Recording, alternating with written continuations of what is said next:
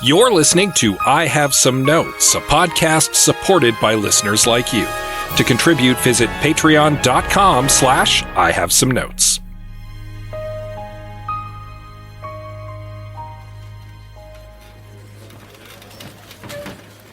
We call to order this meeting of the I Have Some Notes Senate. Gavel, gavel. I pitch that we make a Star Trek movie where we reboot the characters from the original series. J.J. Abrams can direct. I pitch that we make a movie with the Deep Space Nine cast. They've earned it.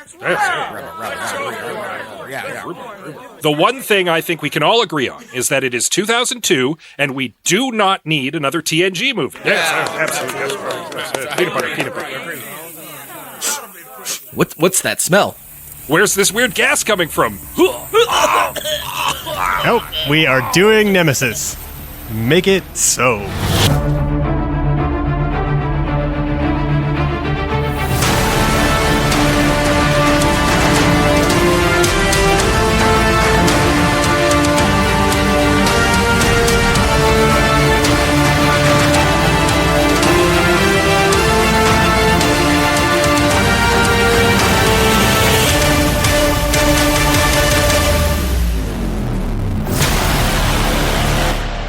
Welcome, everyone, to I Have Some Notes, the movie podcast with cuts, keeps, punch-ups, and tweaks on mediocre movies. I'm your host, Liam Creswick. I'm Scott C. Bourgeois. And I'm Greg Beaver. And today we are discussing Star Trek: Nemesis, or Star Trek X, Star Trek 10? Is the X 10? Both acceptable. Yeah. Both acceptable. Star Trek Twitter? No. I'm going to still call it Twitter. I don't care how they... I'm not calling it the Star Twitter Trek of Star X, Trek movies. Yeah, I'm not... we're back after a brief hiatus. I'm excited to be back talking about a movie. Little less so that we had watched this movie, and then I had to watch it again 2 months later. I'm sorry about that. Could not be helped. It was once was enough for a lifetime, let alone a fiscal quarter. Yeah, unfortunately, I fell under some hard times on my health. I won't go into too much of the details yet, but just because there's some things we gotta, check out and clear myself on. But the good news is that I'm on the upswing. And this is just a good reminder for people to take care of yourself and make sure, if you're feeling down and shitty, either mentally or physically, it's always good to see your doctor and talk to your doctor as soon as possible about it. So just do that and don't delay like I did. So obviously we did have to take a brief unexpected hiatus. If you follow us on our Discord, you would have been aware of that. We've been in communication with people on there the whole time. We're not going to take our usual summer break as a result. We're going to kind of do a slow burn through the summer. We're going to ease back in so things are nice and easy for Greg to get back into the swing of things. So we will be releasing stuff just a little more infrequently than normal as we kind of try to get back to normal. Mm-hmm. Yeah, so you can expect new episodes once a month throughout the summer, and then hopefully in the fall we'll be back to our regular schedule. If something does happen to Greg, I did clone him originally to be a spy, but I think we can just sort of use him to replace clone Greg to replace the editing and the social media stuff. So either way, we're in the clear. I've got an insurance policy. Greg the clone is in the vat behind me. No, of course we're. Does my clone also wear giant shoulder pads? Speaks in a obviously evil tone at all times, and is much sexier, is my guess. Yeah, clones in general are sexy. Bald men all around sexy. You, me, Picard, this guy. Yeah. So yeah, this was my first time with Star Trek Nemesis. It's actually really my first time with any of the Star Trek movies.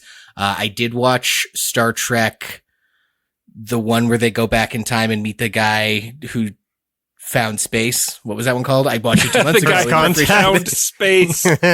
First Contact. Perfect. No, No one had looked up into the about. sky before Zephyr Cochrane. Yeah. I was gonna watch all 4 of the TNG movies before we recorded this, but only really had time for one, so I did First Contact 'cause I heard it was the best one, and then I watched this, and then we didn't record it for 2 months, and I still chose not to watch the other 2. Yeah. Yeah, you came in a little late because we've already done all the other Star Trek movies. Though, in fairness, I wasn't here for Generations. Yeah, Generations was the second movie we did. Nice. Like I said, my first time watching Nemesis, second time today. How about you fellas? How many times did you seen this? What was your familiarity with it? When did you last see it? I think I've seen it maybe 5-6 times. I mean, that hurts. Typically, when I do my traditional TNG rewatch, after I'm finished All Good Things, I then plunge myself into depression by watching all 4 of the Next Generation movies. More out of like, I want to see more of my space friends than a willing to watch quality Star Trek. Here's what you should actually do. You should pretend that All Good Things, a perfect final episode for the Next Generation, is the last Next Generation episode. And then when you want to see your space friends more, you just circle right back to the beginning and ignore all the bad stuff that came after. It's more or less what I do now for the most part. I do. Yeah. Like for me, like nothing past Next Generation is canon. Cause it all gets really all fan silly. fiction. Yeah. Essentially. I mean, that's kind of what Picard feels like, right? Even though the last season was kind of okay, it still really feels like that.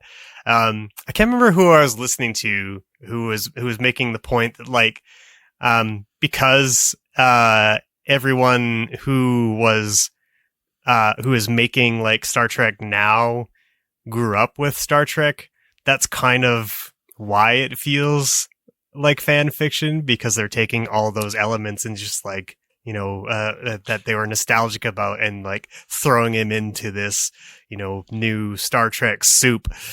Yeah, there was someone on, I want to say Blue Sky, a little while ago, and I put myself on the spot, so I can't cite my source. And I would like to credit the person because I thought it was correct, was saying The Simpsons back in the day when it first started was being written by a bunch of college weirdos with diverse interests, putting together a zany comedy show.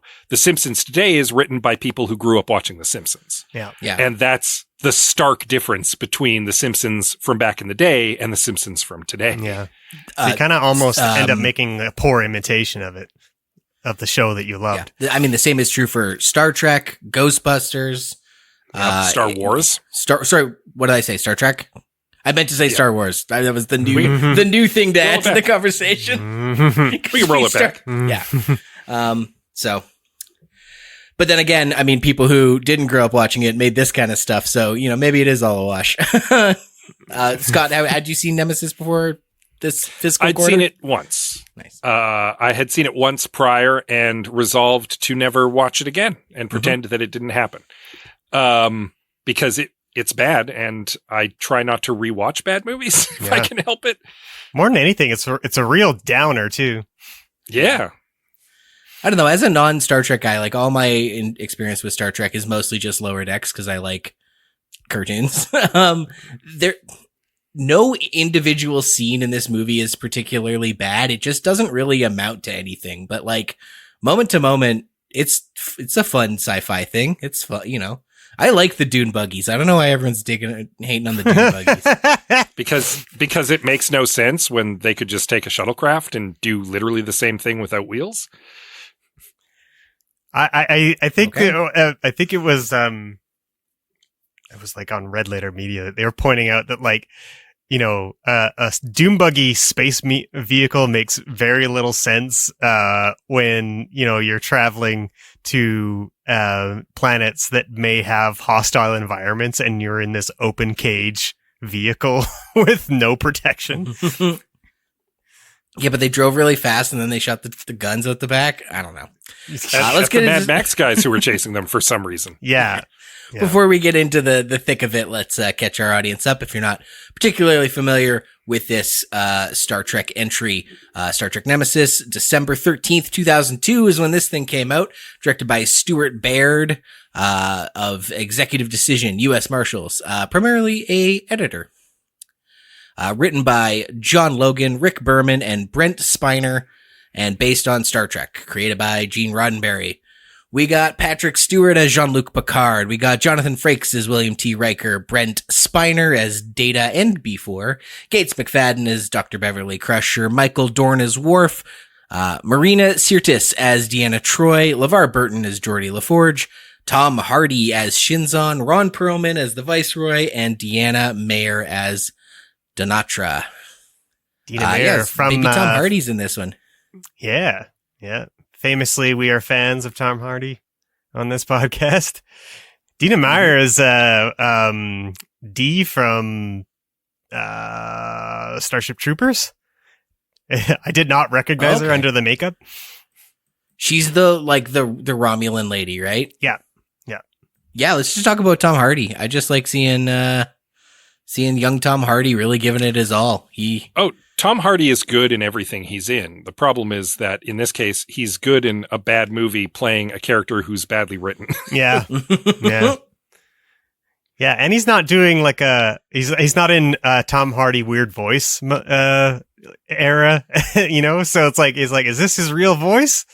It sounds almost normal. That's a tough role for a young actor, because not only is the material not great, but he has to play a young version of not just a beloved science fiction character who's got seasons of television behind him, but also of ape the style of a beloved Shakespearean actor. Mm-hmm. So I certainly don't envy the workload of him in this movie, and I think he steps up. I think he's the best part of this. Yeah, and I don't really feel like he's written like a Picard clone. There's nothing really that he does or says that really feels similar to that particular character.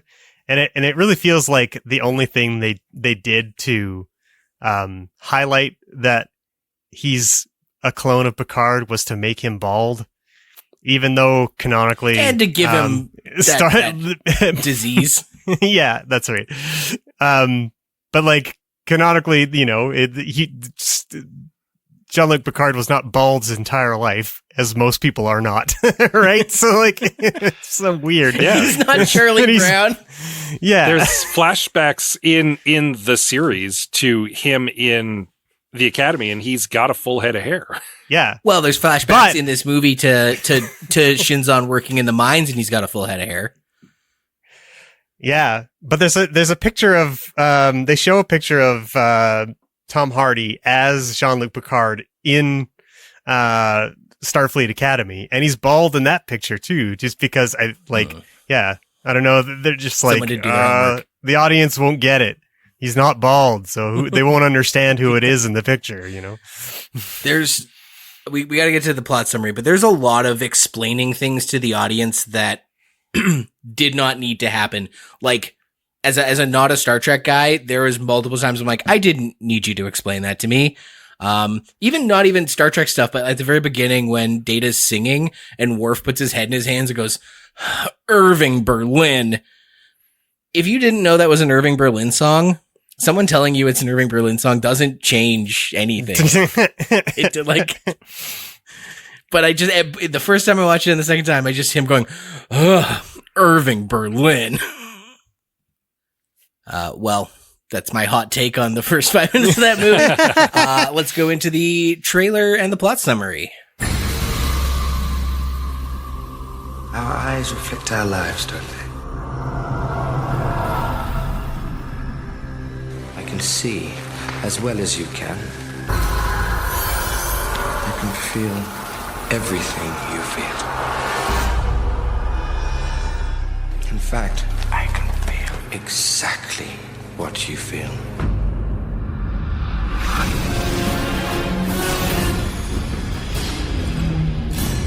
He said he's a mirror for me. I need to know where the hell he came from. The same blood runs through our veins. It was as if part of me had been stolen.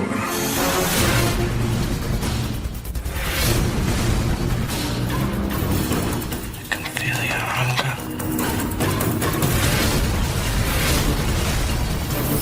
I must deactivate you. Why? Because you are dangerous. Look in the mirror. See yourself.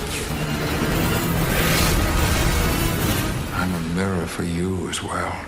Murder! The entire Romulan Senate has been assassinated by an unknown weapon, leaving a power vacuum for Shinzon of Remus to claim the position of Praetor. Meanwhile, the USS Enterprise picks up strange positronic signatures from a planet near the neutral zone. Captain Picard decides to head up the away mission himself, and you know what that means. Dune buggies! Picard, Data, and Worf sand-hop the planet's surface, collecting the hands, feet, torso, and head of another Noonien Soong android named B4, then have a pointless chase scene with the local aliens. Starfleet orders the Enterprise to Romulus. The political climate is delicate, and the Federation needs their very best dune buggy driver on the case. When they arrive, Shinzon reveals himself to be Picard's evil clone, created as part of an abandoned mission to replace the captain with a Romulan spy. He also has a big-ass ship that Geordi discovers is leaking Thalaron radiation. If used as a weapon, it could wipe out all organic life on a planetary scale. Turns out the Romulans don't clone so good, so Shinzon is dying and needs Picard's DNA to survive. Having planted B4 on the Enterprise, he activates him Manchurian Candidate style and steals Starfleet secrets. He then kidnaps both Picard and B4, but twist! The crew was onto Shinzon, and he actually kidnapped Data, who rescues his captain. Shinzon then resolves to destroy all life on Earth for some reason, and there's a big battle in a nebula that's definitely not like Wrath of Khan, and eventually Data dies, saving the Enterprise. Everyone is sad, especially the box office. It's been so long since I wrote that. It was like hearing it as if I had never heard it before. Giving myself a pat on the back. That's funny. Yeah, of all the convoluted motivations and actions that get taken in the plot of this movie, why he wants to kill everyone on Earth and not, the Federation or the Romulans, or like why he wants to just go right for Earth, other than it's said offhand that if you attack Earth, you cripple the Federation. But yeah, was that clear? Did I miss it, or was it truly just ambiguous and poorly explained? I don't think there was a particular reason. It's not really well explained, and it's just to add additional stakes to a movie that didn't need them. Yeah, there's already plenty. He could, clearly, he already needed Picard. So there's a reason for a chase in the climax. So he doesn't really need to be going after Earth specifically, but it seems like as Star Trek evolved, it kept doing that thing where a lot of franchises do, where the stakes always got to get higher and higher and higher, right? So you have to threaten Earth, because otherwise it won't feel like an epic movie. It's disappointing writing is what it is. You don't need the stakes to constantly get bigger. Yeah. And it's disappointing writing on so many levels, because as this ended up being the last Next Generation movie, it is a profoundly downer movie. Everything about it really, Shinzon, being an evil clone, just sort of suggesting that no matter Picard, had he grown up somewhere else, he just would have been evil or whatever. And that's kind of a bit of a depressing outlook. And then you have Data dying, and then you get mind rape again with Counselor Troy, which is infuriating because they did it so much on the show. And it's just like, and it doesn't, and it serves no purpose in the movie. No. Oh, it's pointless. Which, I mean, you should, even if it did serve a purpose, it was egregious and shouldn't have been done. But it also, on top of that, doesn't serve a purpose except to make Shinzon more evil. I'll argue with it a little bit that it serves a purpose, but it's dumb. The purpose that it serves is that it gives Riker a reason to have a fist fight with the Viceroy at the end of the climax. And he has some and the Viceroy should have violated him. Yeah, there you go, right? Yeah, something that bothers me about a lot of the modern Trek everything. And I say this with the profound understanding that my favorite Star Trek series is Star Trek Deep Space Nine, is that all of the modern Star Trek stuff is about pew-pew spaceships. Mm-hmm. And it's not about utopian people living in an optimistic society, finding other ways to resolve conflict through science, through innovation, through diplomacy. Yeah. That's what Star Trek is supposed to be about. That's what Star Trek The Next Generation in particular was especially about. And all of the modern Trek is just pew-pew spaceships. Oh, the universe is in danger and we need to go and blast things. And that's tragic to me. That is tragic. Yeah. And again, I say that fully understanding the irony that Star Trek Deep Space Nine, the Star Trek series that had a war in it, is my favorite Star Trek. But even that is about them in the end, like trying to find a better way through the war too. And trying to rise above doing the terrible things that war is asking them to do. Yeah. And nowadays, this movie is indicative of it. And a lot of the modern Star Trek series do this. Not all of them, some of them. And certainly all of the recent Star Trek movies are just about like going into space and shooting aliens with your guns because they're threatening your ship or your planet. And that's profoundly not Star Trek. That's Star Wars. Yeah. Deep Space Nine is more about taking this idealistic society and kind of pushing it to its limits. Like it's that kind of stuff is sort of testing like, it. Basically like baked right into the show. Like the fact that like their first officer is a former terrorist, they're they have a Ferengi that they must deal with all the time, who is constantly throwing humanity's past in their face, like their past values and their greed and all that kind of stuff is constant. They're constantly being challenged with that.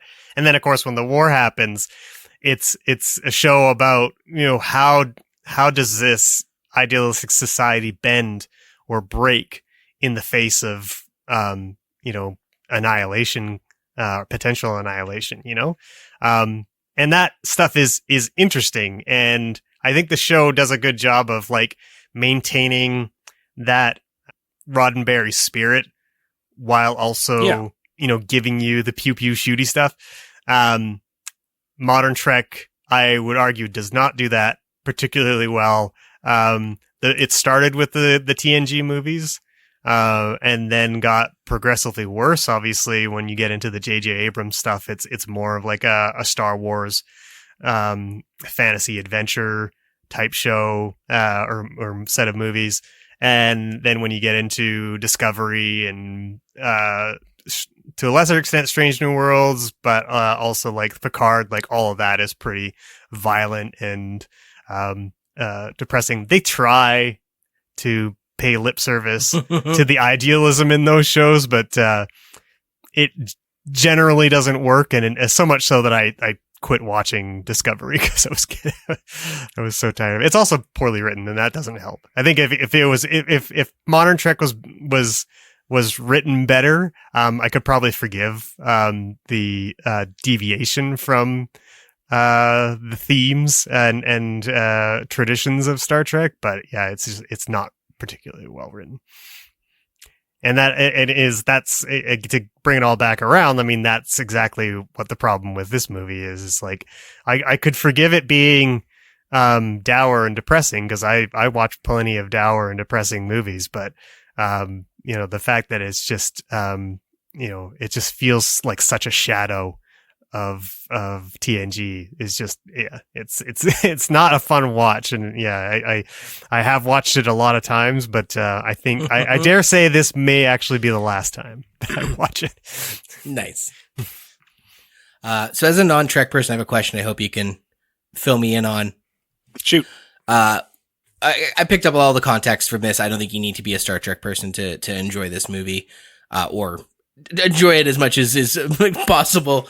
But I have a question about the Remans. Have we, because I know Romulans, I'm familiar enough with Romulans. Have we seen Remans before in anything that happened before this movie? Nope. They were invented whole cloth for the movie. For the whole movie. So it's not even like Romulans have always been a little bit pissy about him, but we've never seen him.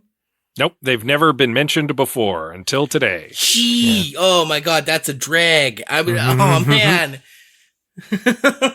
Yeah, I mean, the Romulans the costumes do. Sorry, in fairness, like the Romulan society's always been cloaked in shadow. That's been part of the canon, right from the earliest depictions of them. So I guess there could be like a whole bunch of shit that goes on Romulus that nobody knows about, including some alternate. I don't know, what are they? They're like an offshoot of Romulans. Yeah, they're like the marginalized, oppressed people in the planet next door.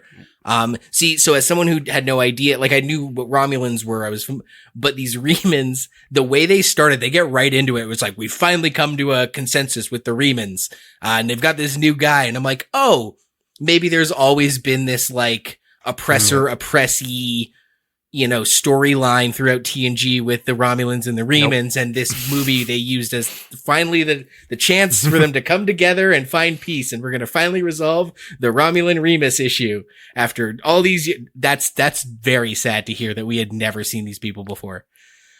Because their costumes looked very silly. There are, honest to goodness, Doctor Who villains with more believability and nuance to their costumes than those guys. One of the things about Star Trek is that outside of the Federation, you don't see a lot of diversity, despite the fact that the Klingon Empire, the Romulan Star Empire, and the Cardassian Union are all quite large on the star map.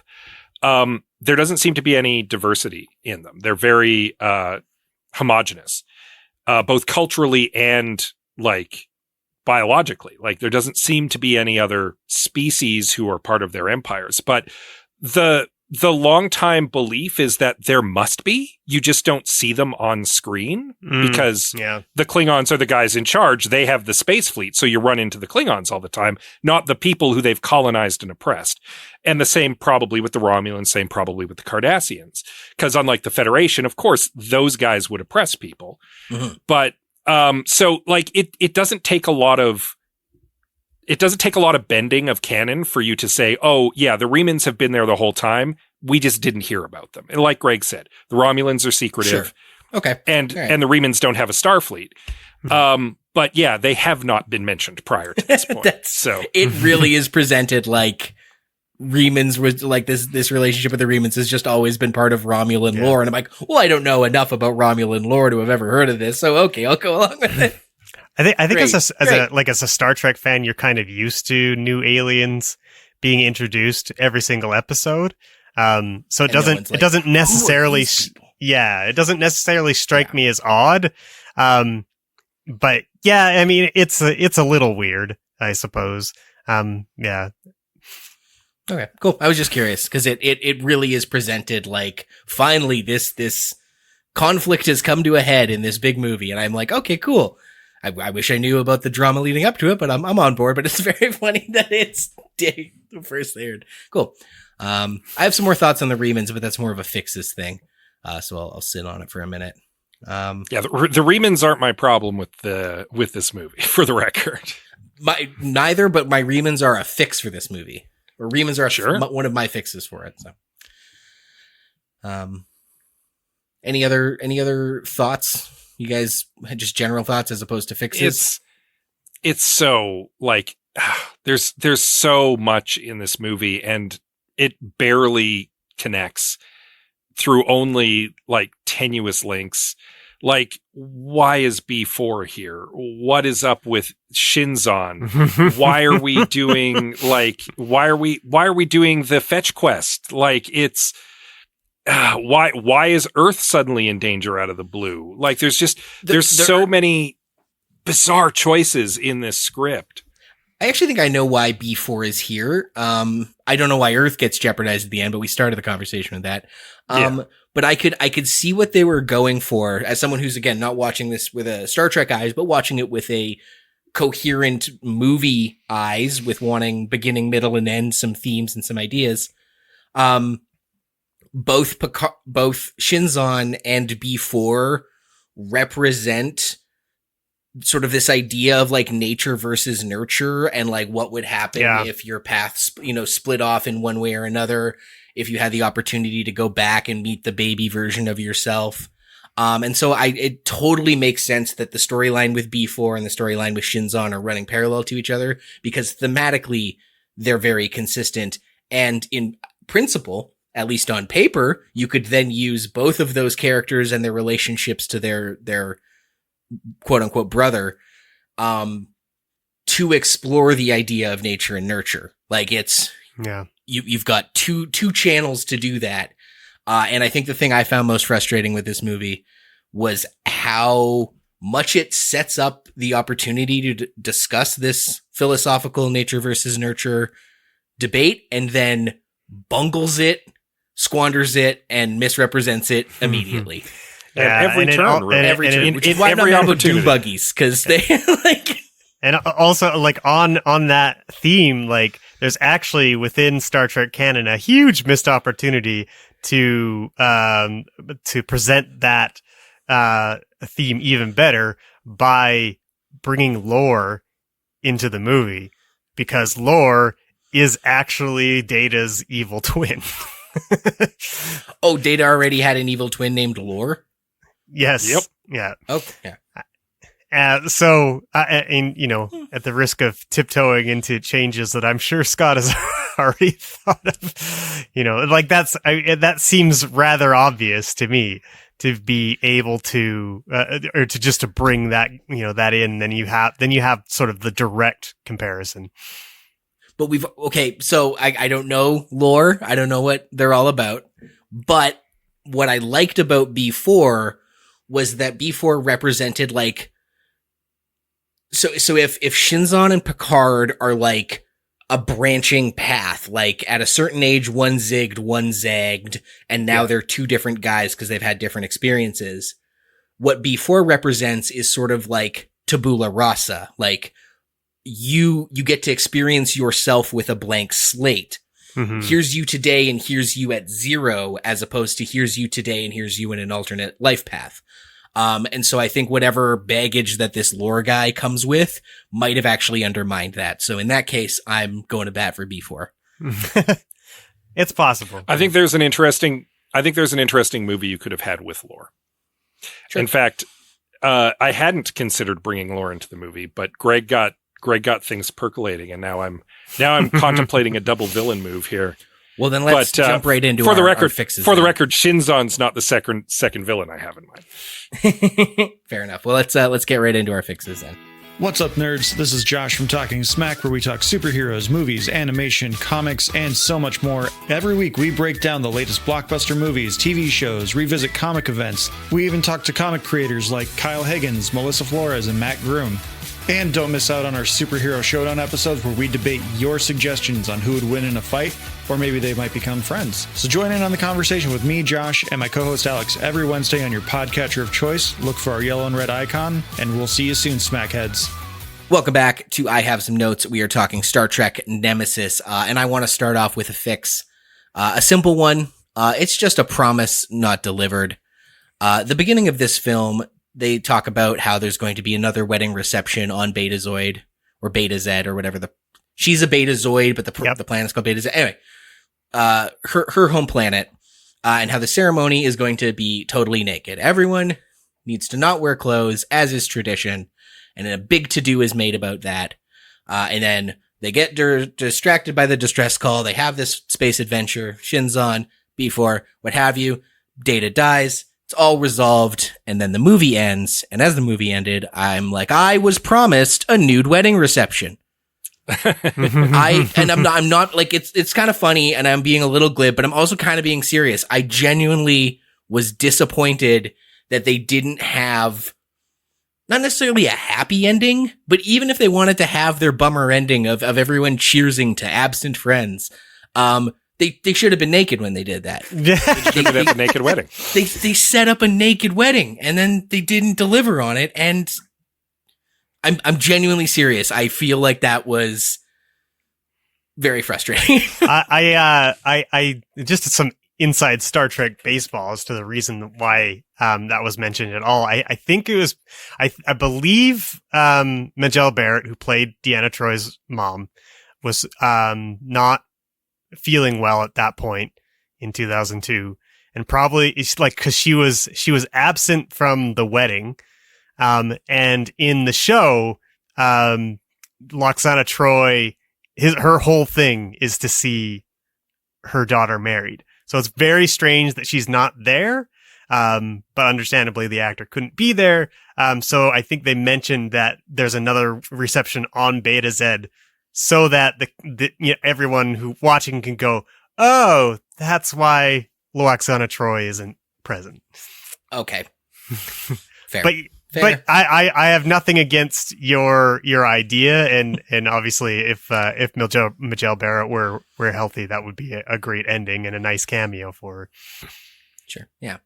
And also, I'm not trying to be gross. I'm not like, oh, I want to see everyone like hanging dong and tits out. Like, you can Austin Powers it, like have them standing in front of or standing behind flowers and whatever. Loxana Troy shows up to one of her many almost weddings during the course of the series totally naked at one point. Yeah. And it's very tastefully shot, so you don't see anything. It's all implied.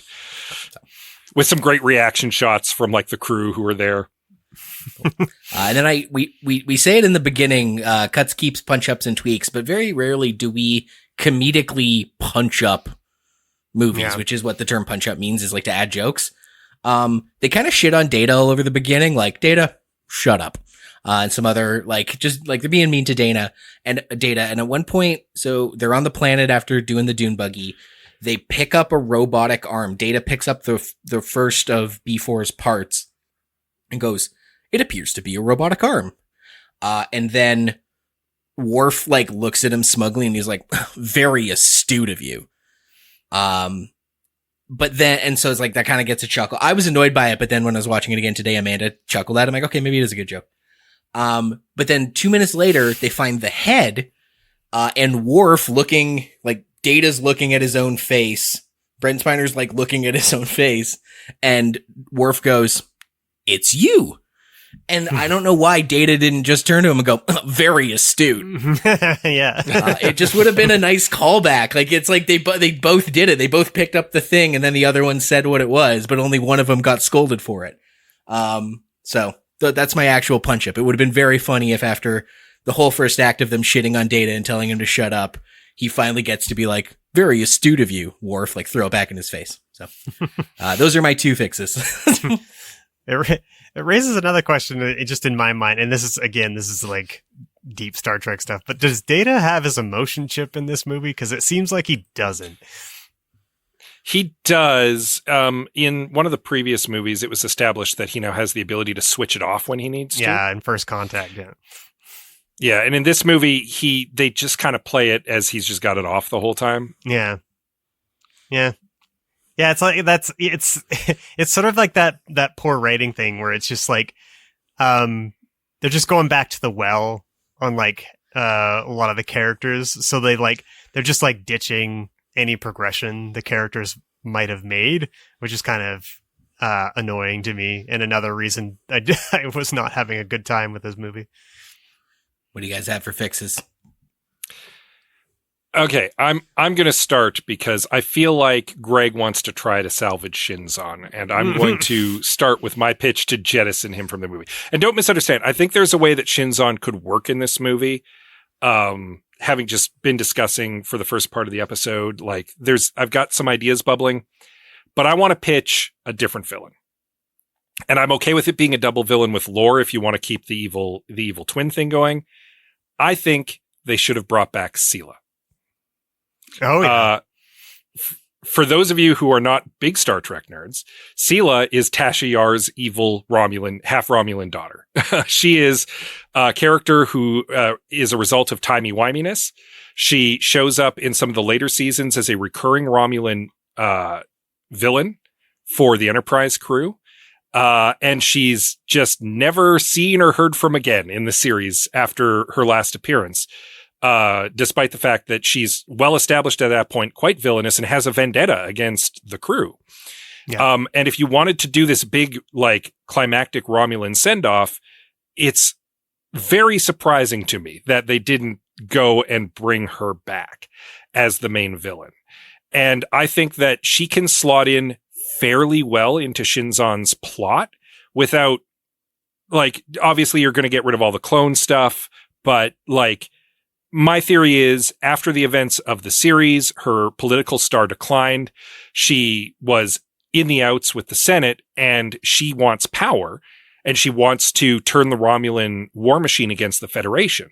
So she concocts a plot to enact a coup. And she, like, finds her political power with the Remans, who she's now dealing with because she's been reassigned to Antarctica, basically. And she finds this group of disaffected people who want to rise up, and she manipulates them to enact a coup and take over the Romulan Empire. And now she's pointed at the Federation. She's like, we're on war footing. We're going to war with the Federation. I don't care about the Dominion War stuff. I don't care about anything. I want the Federation dead. Me, Sela. And I'm going to use the Romulan Star Empire to do that. You've got your villain. You've got your stakes. She's an established villain already. If you want to bring Lore into it, I'm okay with that. She could have stolen Lore. Have Sela and Lore do a double team. I'm down with it. I think that would have been an interesting progression from the series. I think it would have brought back an interesting villain. It would have allowed us to have a big send-off fight with the Romulans. You still get to have her kill off the Senate at the beginning, and you don't end up with a crappy character like Shinzon. Yeah. So, like, that's my main fix, is bring in Sela, have a big final plot with her. You did it with Lursa and B'Etor back in Generations. You did it with the Borg back in First Contact. Let's finish off another one of the villains. Let's do it. Let's have a big send off for her. Yeah, I think that's pretty good. I had actually also thought that Sela should come back for this movie because I felt like replacing her with Denatra made a lot of sense. Because I just kind of like the idea of giving Tasha Yar's daughter a redemption arc, because that's kind of what happens with Donatra, right? Because she, she's initially on Shinzon's side and then realizes he's an absolute monster that even the Romulans can't abide, and ends up coming to the aid of the Enterprise at the end. And I feel like that would be a fitting end for that character. And, a nice end to, sorry, what's Tasha Yar's the actress's name again?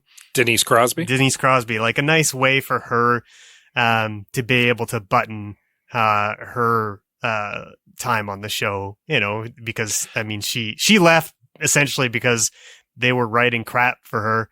But it wasn't that she didn't like Star Trek and didn't, and she famously was brainstorming ways of her returning to the show, right? And like that's where Sela came from. So it would have been nice for her to be able to get a nice little redemption arc.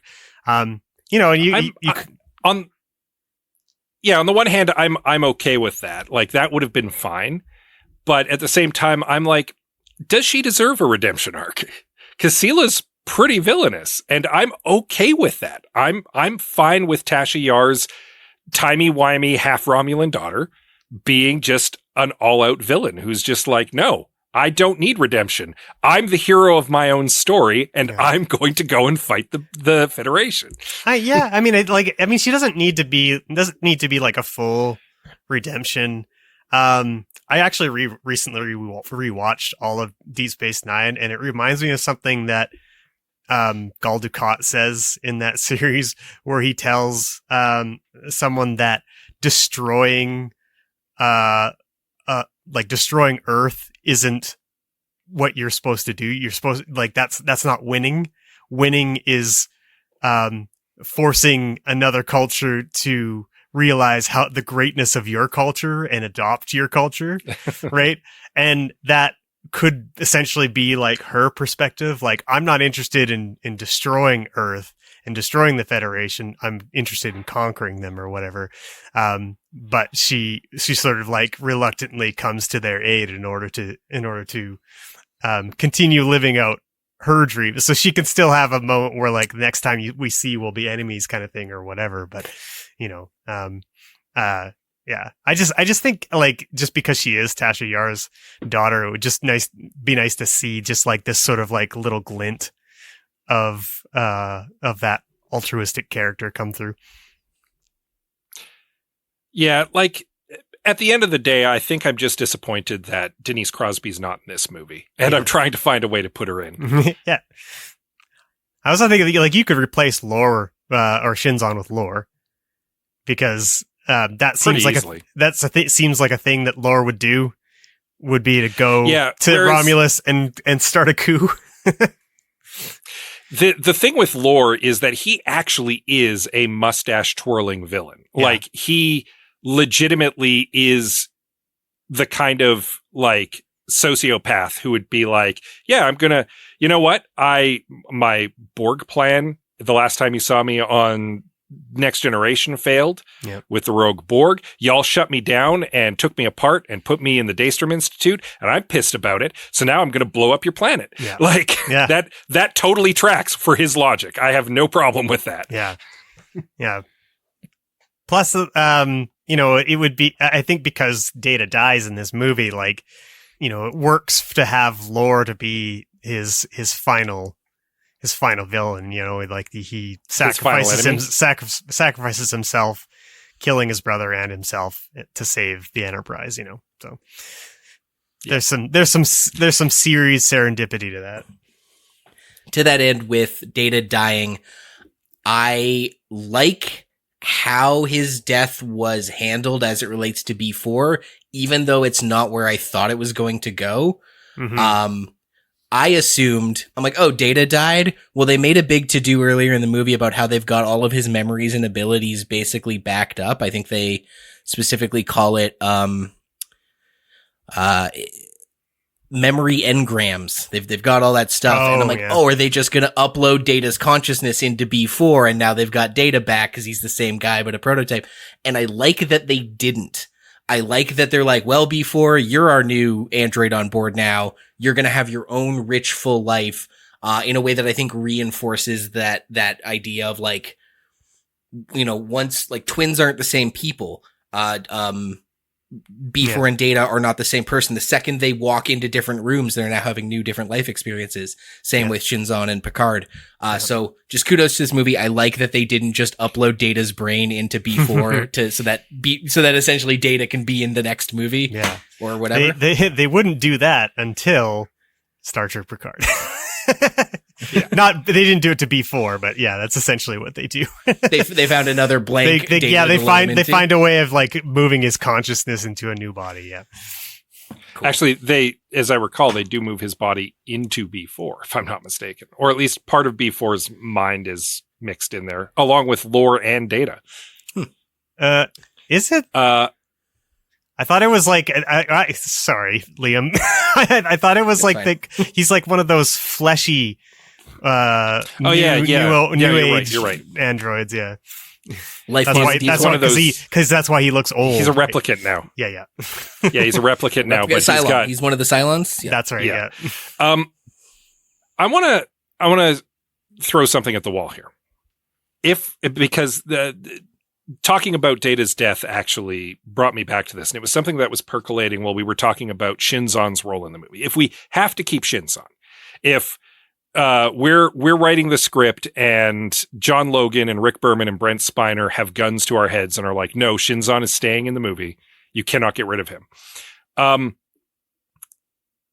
You were talking about how it feels like a failure to the character of Picard that Shinzon would turn out so villainous, regardless of his background, that there would be no glimmer of Picard's integrity, his nature, basically, in this person who is nurtured differently. Mm-hmm. And I think that an interesting way to handle that would have been for the main villain of the movie to have not been Shinzon, but to have been the Viceroy. Yeah. And to have had Shinzon been his dragon, who he's manipulating to try to like do stuff, to take over the Romulan Empire, to go after the Federation, what have you. And then don't have Data die at the end. Have Picard die. Picard sacrifices himself as would be his way. Like he is noble. He has integrity. He would be willing to make that sacrifice for the greater good in a way that saves Shinzon along with a bunch of other people. And it gives Shinzon a redemption arc. And he basically, because also you have to remember that coming off of Generations, the Picard family line is done. Mm-hmm. There is no more Picards because his brother and his nephew died in a fire. And then you end up with this new, like, Picard's clone basically being his legacy now. Like, he realizes, oh, I can be better. I can do good. And he basically, like, at the end of the movie, he's turned it around. He's maybe joined Starfleet Academy, and he's going to be Picard's, like, next generation, basically, at that point. And Picard dies. I think that would have been a huge choice. That would have been a bold choice. It would have been a really brave thing for this movie to do. Yeah. Fair.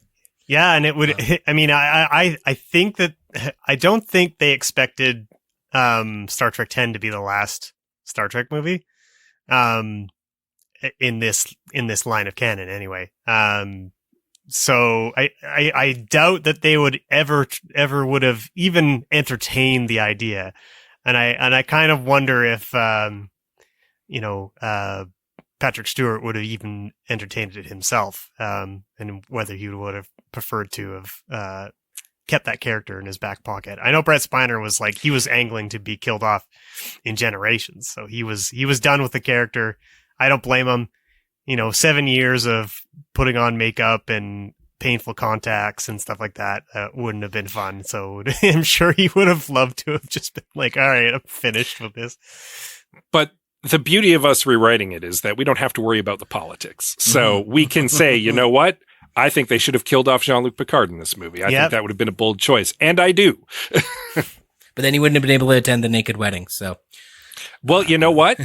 Other people could have been there. Naked funeral. Shinzon could have shown up. Yeah. Yeah. It brings up something interesting that I was thinking about earlier today about why, killing off characters and stuff like this is like at least a little bit problematic for storied series like these. And I recall, I believe it was you, Scott, that said that the Enterprise crashing in Star Trek Generations was abhorrent because the Enterprise was one of the main characters of the show, right? Yeah, and I feel that way about it would be like, killing off one of the friends in the final episode or something like that. Because these are kind of like, it's kind of like, because it's a fairly light show for the most part. And you kind of have this sort of parasocial relationship with these characters. Like I watch Star Trek the same way I watch a lot of sitcoms, which is like to be comforted, just to be like, to be in this universe with all these, characters that I really like and enjoy being around. Right.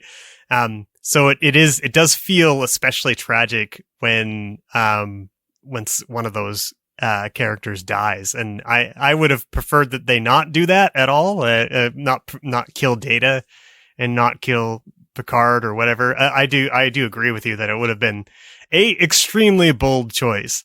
But I really, as I mentioned earlier in the episode, I consider nothing past All Good Things to be canon, and the reason is because, that just ends with a nice game of poker, and that, with the promise that their adventures together will continue, and that is comforting to me. Yeah. The difference between what I'm positing here for Nemesis and the Enterprise being destroyed in Generations is, number one, they blew up the Enterprise in the first movie. Number two, it didn't really need to happen. Like, the destruction of the Enterprise wasn't a big deal. It was just a disposable prop, the way that it was being treated. And it's been treated that way in subsequent movies as well. And that bothers me. Yeah. Picard's death here would have been after several movies and the full series, and it would have served a thematic purpose. And it would have been good closure to the character arc that the movies are presenting, which is him struggling with the fact that he's not going to have a legacy. Yeah. Partly because the Picard family died out in Generations. And which is kind of something that which interestingly is such a jarring thing that was missing from these movies that they addressed it in the Picard series. So counterpoint though to this, obviously we are trying to fix this movie. And so if we kill Picard, he dies in a good movie. But if what you're pitching is the only thing that changes, he's not dying in a good movie. If Picard died in a movie of this quality, y'all would be livid. Yeah. Oh, furious for sure. It would have to be a really good movie to like how we're pissed that the Enterprise was destroyed in a not good movie. Yeah. Yeah. It's funny. The original Enterprise was destroyed in also a not good movie. But at least in that one, the Enterprise is being destroyed as a sacrifice in order for the crew to live, right? so there's that. It has more. You're right. In Generations, the Enterprise getting destroyed does not serve much of a purpose outside of. I do like the crash sequence. It's actually pretty cool. The special effects and things like that look really good. Speaking of which, the one scene I really like in this is Data's jump from the Enterprise to Shinzon's ship. I thought that was a really cool, inventive action piece, and I like the idea of that. It was cool. Liam, you had another fix that you wanted to pitch? Sure, I was gonna but I feel like, Greg, you're gonna go deep, so I'll get my armchair philosophy out of the way here. Cause again, I'm coming at this as just like, what does this movie offer me, the movie fan, not the Star Trek fan? And I loved that they had set up, as I said in the beginning, this great nature versus nurture discussion, because you've got Shinzon and Picard, two lives that branch off into alternate lives lived, and Data and B4, one with experience, one with none, tabula rasa. That is everything you need to discuss nature versus nurture. And I really did want them to kind of go harder. So what my original notes, had we recorded this 2 months ago, was for them to go harder into these themes, do it maybe a little more explicitly. But in watching this again, I realize it's not that they don't go hard enough or that they don't go explicit enough. It's that it's muddled, and that all those four characters involved in this conversation all have different takes on, is it nature, is it nurture? At every conversation, they like contradict themselves. Like, none of them are philosophically consistent. And by watching it a second time, I was actually able to pinpoint lines where this happens. So like at one point, Shinzon is like, what am I if you exist? I gotta kill you because if you're alive, then what am I? I'm just your shadow.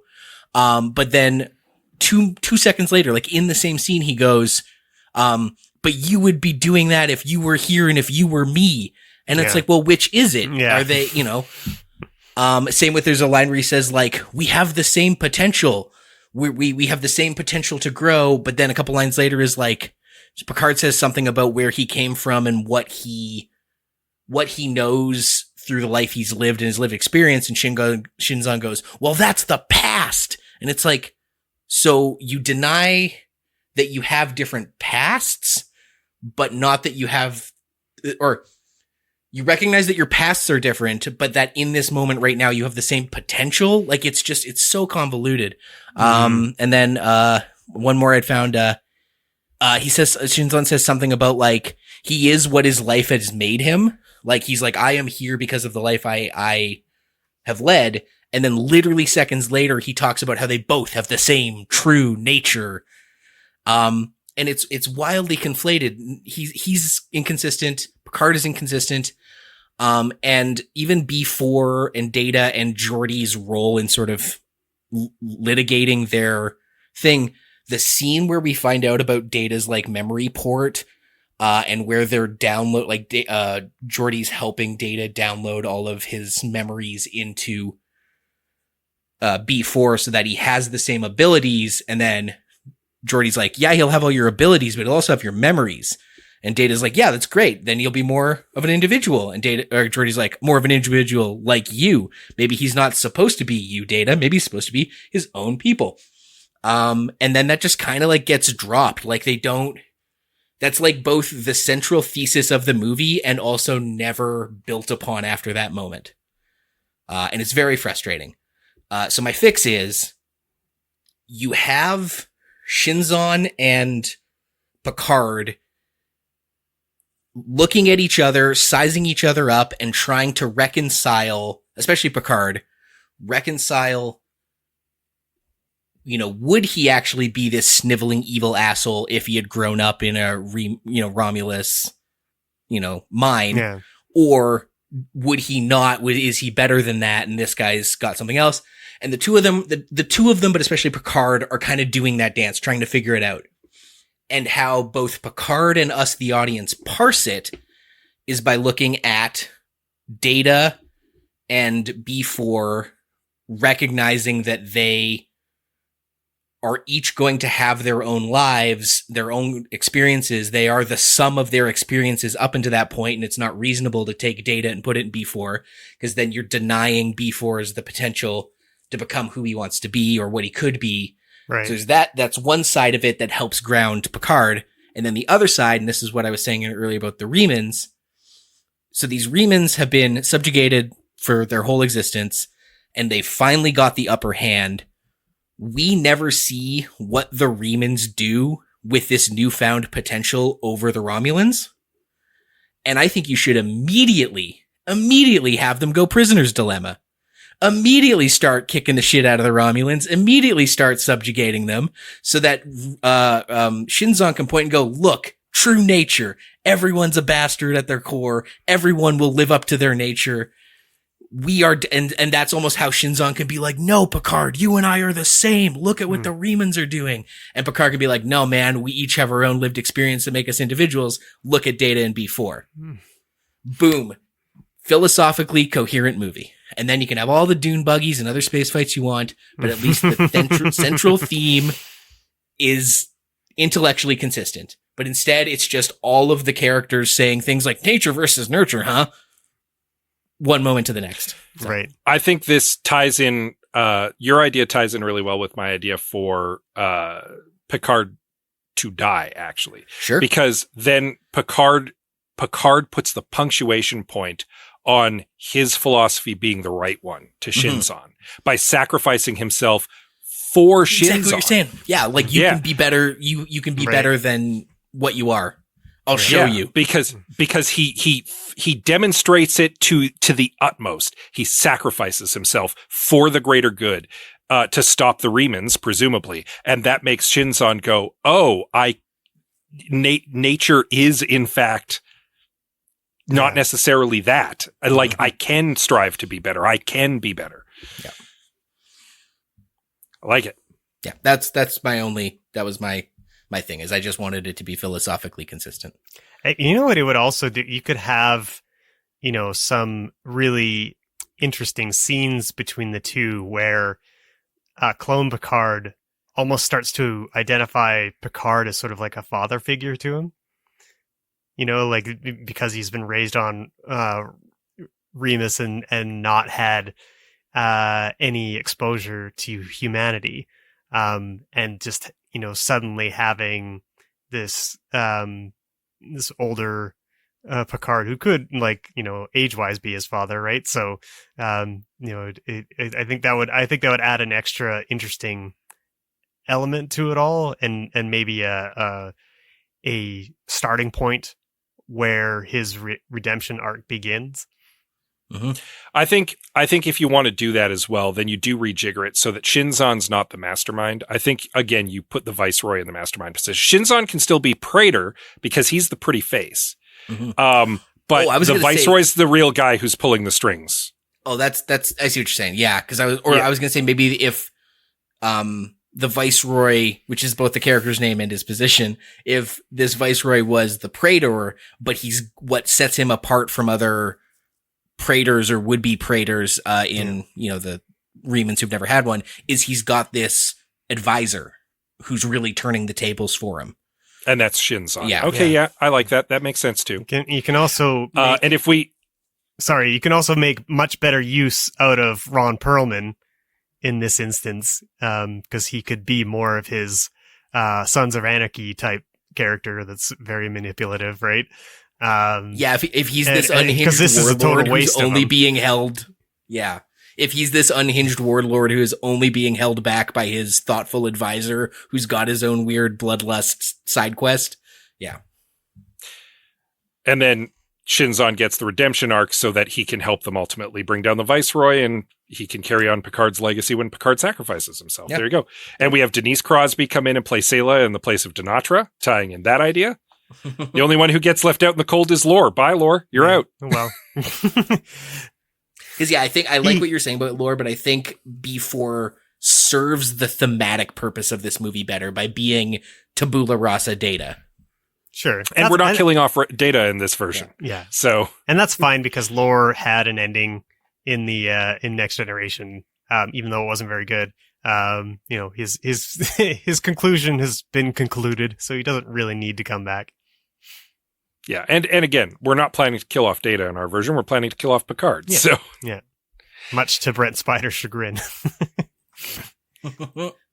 Yeah, no, like right there. I think that's a thematically more clear movie. I think it's got a bolder decision, and I like the way we've cleaned up Shinzon and the Viceroy. So yeah, I'm already much happier with this, and we brought in Sela, so I'm already much happier with this movie. Well, we've certainly had our takes on this fix, but so did our listeners. Thank you to everyone who commented, and again, keep your eye on our social media at I Have Some Notes Pod on Instagram, or just come join us in the Discord. Gosh darn it. Where we get your feedback and read them out loud like I'm about to. Tack says, I'd like to offer an Act 2 fix. This would be a bit longer, but I'm sure we could trim Act 3 down somehow. First, cut the dune buggy scene. Oh, we're also cutting the Viceroy's like weird mental assault on Deanna Troi. Oh, yeah. That's out. Cut it out. Yeah. You can have him be menacing so many other ways. You can have him pick a fight with Riker for sure. First, got the dune buggy scene. Romulan senator escorts Enterprise to witness the official liberation and decolonization of Remus. A broken B4 is given as a gift. Once there, the crew splits up so each character can have their own moment to shine. Picard, Data, and Troi at the Capitol for the ceremony. Crusher and Worf at a nearby embassy. Romulan commander has Riker and Geordi secretly detained on the ship with a deactivated Data. Of course, the ceremony goes south when Shinzon declares himself king of everything and Data revealed to be the evil B5 or B4. Here he's basically Shinzon's heavy. Now they're all stuck in the middle of a turbulent war, separated from each other and with no conceivable way out. Yada yada, Worf and Crusher defend the embassy. Geordi sneakily fixes Data. Picard confronts Shinzon. The embassy inhabitants are transported to the Enterprise as the Romulan commander makes a deal with Riker. He'll let the Enterprise escape if they bring the refugees with them. And the rest unfolds as you'd expect, give or take Data's demise. But now they are racing to save a group of refugees from an active war zone. different movie, but that sounds like it makes sense. I think the one thing more that Star Trek: The Next Generation-y. sure, yeah, I do like that. It's a movie that gives more characters more screen time, particularly Crusher, who is consistently underused in all the Next Generation movies. Like, you know, I'm almost surprised Gates McFadden wasn't just like, well, if I'm gonna get 2 scenes, maybe don't have me in it at all. Like, it's almost insulting sometimes. Yeah, I like that this movie, the stakes almost become the Enterprise getting like refugees out of the war zone and less winning the war. Like the Romulan Star Empire descends into a civil war and the Enterprise is in the middle of it and just needs to get out. That's an interesting way to frame the film. Yeah. And it does present a more, as I kind of said, Star Trek-y problem, because it's not about punching the bad guy and blowing up the planet or something. It's about just like, how many people can we're faced with an ethical problem. Can we save these people? That's the victory point. Yeah. Like that's success. Yeah. Chris says, my serious answer, instead of Shinzon being a Picard clone, he should be a duplicate, like Thomas Riker, played by Stewart. The Romulans copied a brash pre-tapestry Picard.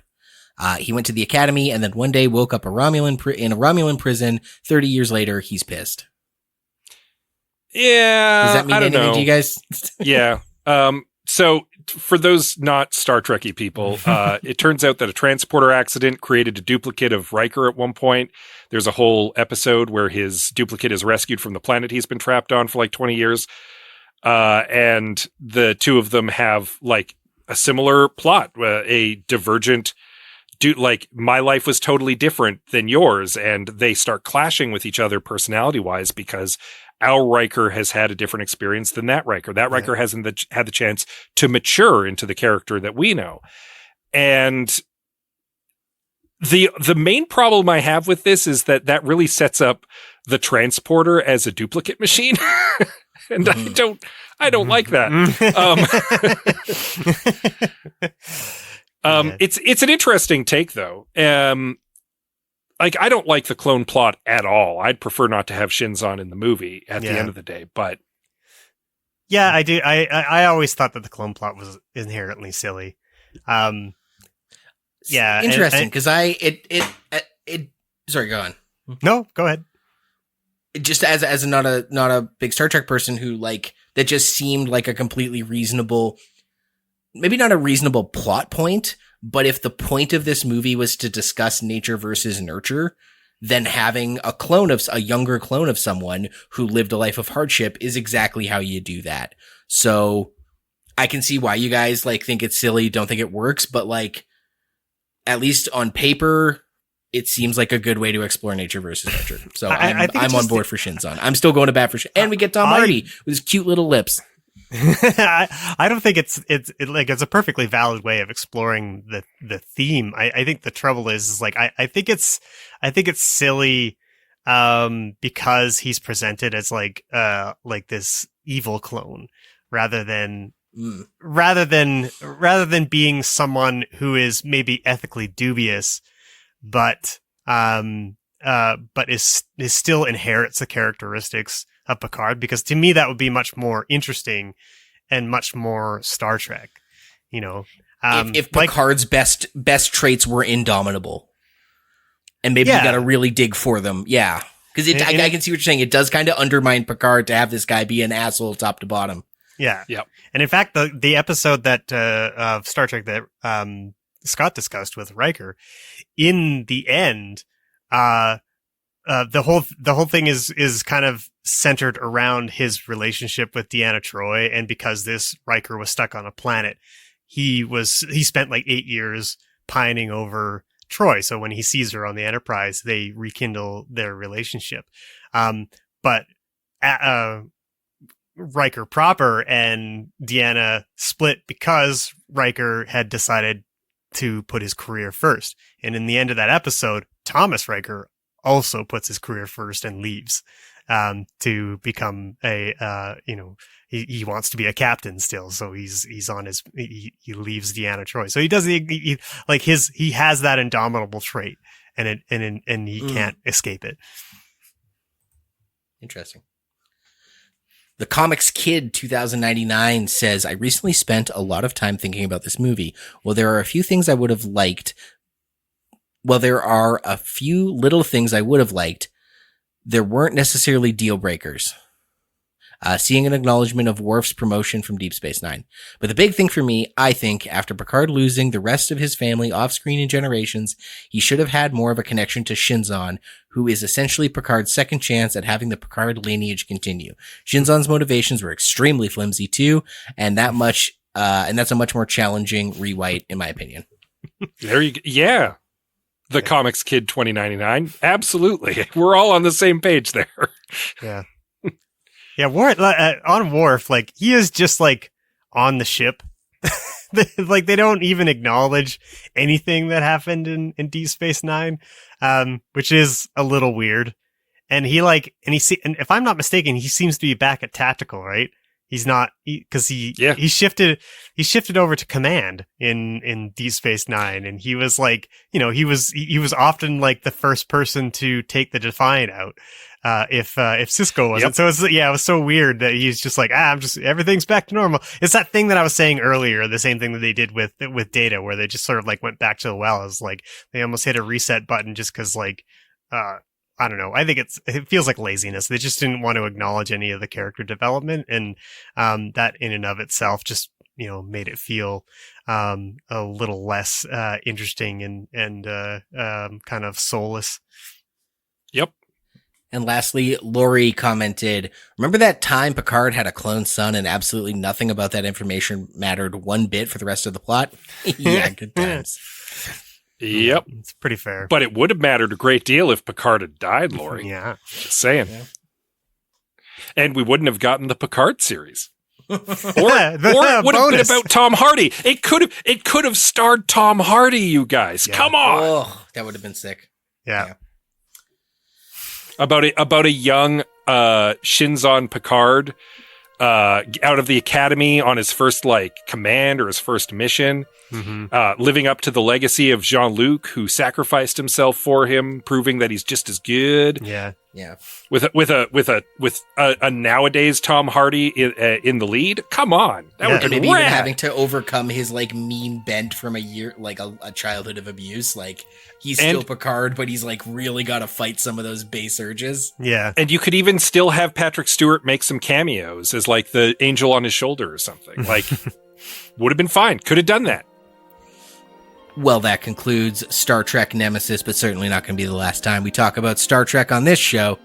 Nope. But that's our episode for today. I'm glad to be back, guys. Glad we got to do this again. Yeah. It's good times. And I'm looking forward to doing this again in a month. Until then, you can follow us at I Have Some Notes Pod on Instagram, facebook.com/I Have Some Notes. Or please, I implore you, come join our Discord server. You can get a link to it at the top of ihavesomenotes.com. And we're chatting about movies, we're chatting about big ideas, we're chatting about trailers we saw. Get in on the Discord. It's fun. You don't need to be a Patreon subscriber, but it certainly helps. Or at the very least, I implore you to subscribe, rate, or review on Apple or Google or your favorite podcast app.